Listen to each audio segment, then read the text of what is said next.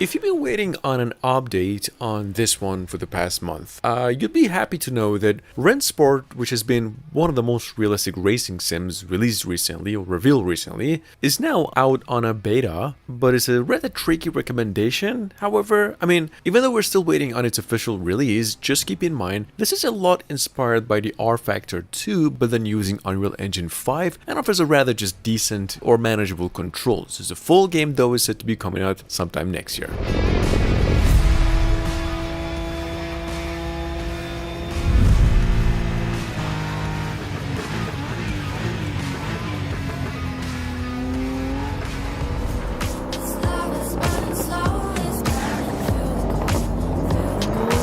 Originally slated for release September this year, Test Drive Unlimited Solar Crown is now set for release on PCs, Switch, and other consoles as well into both generations early to mid next year. It's no longer going to be released in 2023, and this in case you're just unfamiliar with an open world driving racing sim from a series of games that go back to more than 25 years ago and now taking place in Hong Kong, actually built on a one-on-one scale of the city itself. So just keep it in mind for now.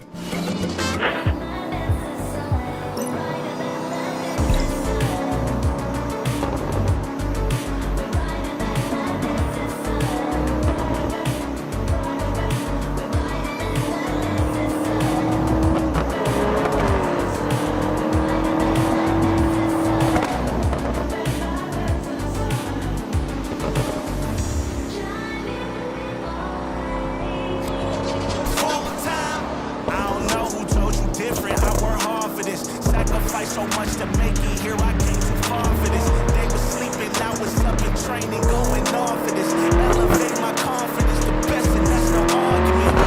Competition ain't no threat when I step to it. Not to mention for the text, I just do it. Push myself to limits unimaginable. The average broken notice don't come overnight. You get there staying gradual.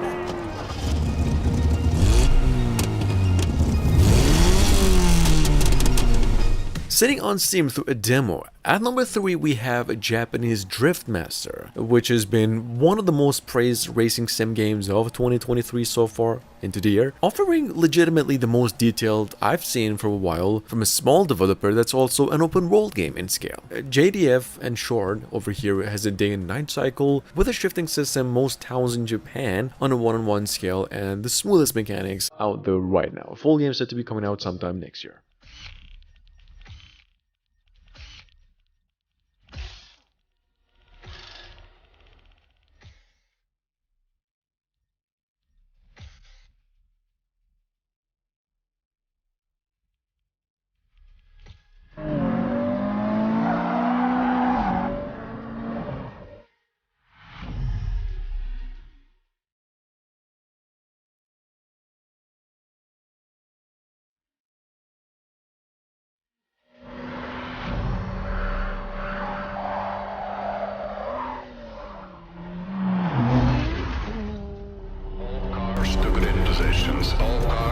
Coming up behind that, we've got Le Mans Ultimate. This is a rather quick mention over here. We have 15 seconds of trailer. It's a passion project and the new work of the decent developers of the R Factor 2 that we mentioned earlier. Their new game over here is touted as an ever-evolving story set on the backdrop of the official VIA World Endurance Championship and, the 24 Hours of Le Mans. That's it, the game's going to be coming out fully February 20th next year.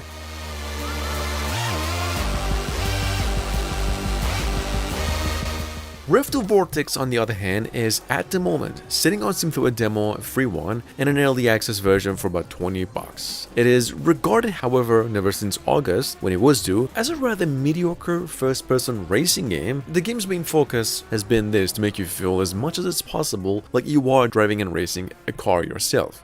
Anyway, the full game with much better controls and even controller support is coming out by the end of the year over here.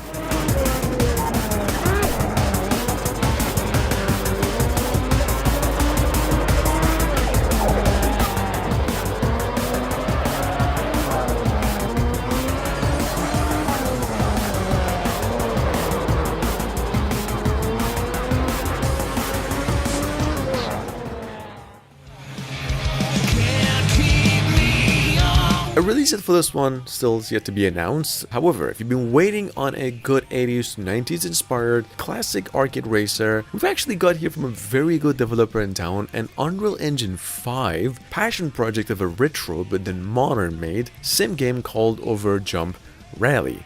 This one here's a trailer. It's said to be coming out to PCs initially, then consoles whenever it releases.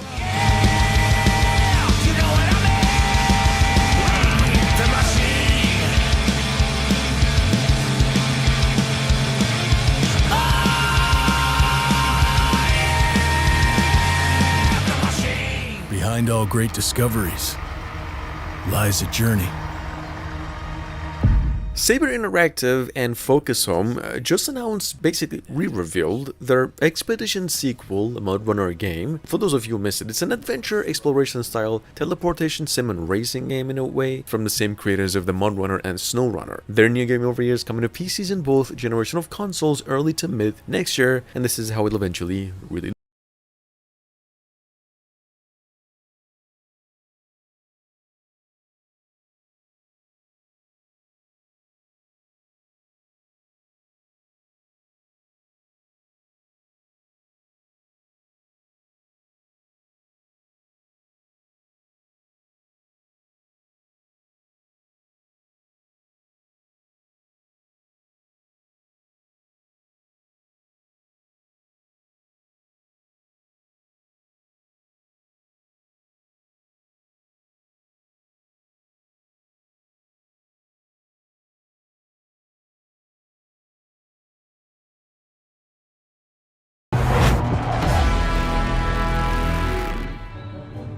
Coming up at number 8, we have Recreation. This is another open world racing game from the same old veterans who previously worked on Burnout games and also Need for Speed. Recreation, you see, was last resurfaced at the THQ Nordic Showcase, where it was described as an arcade racing game in a 400 square kilometer world, open world. This game is going to be coming to PCs and all consoles by the end of the year, Switch included, if not early next year.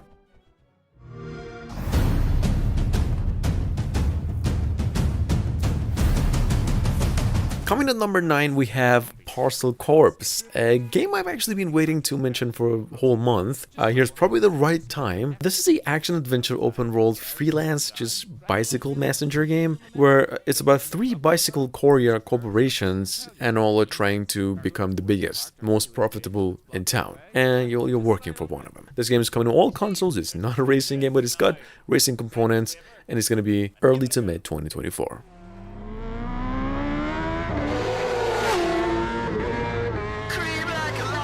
And last but not least, Nacon finally came out with a new trailer on TT Isle of Man, right of the Edge 3's new DLC, Races Roster, which is bringing content from the 2022 Tourist Trophy and offering more famous bikes around the world and some new locations. Here's a trailer. This thing was released just days ago. The DLC is now out on all platforms as of today. And here's how it looks.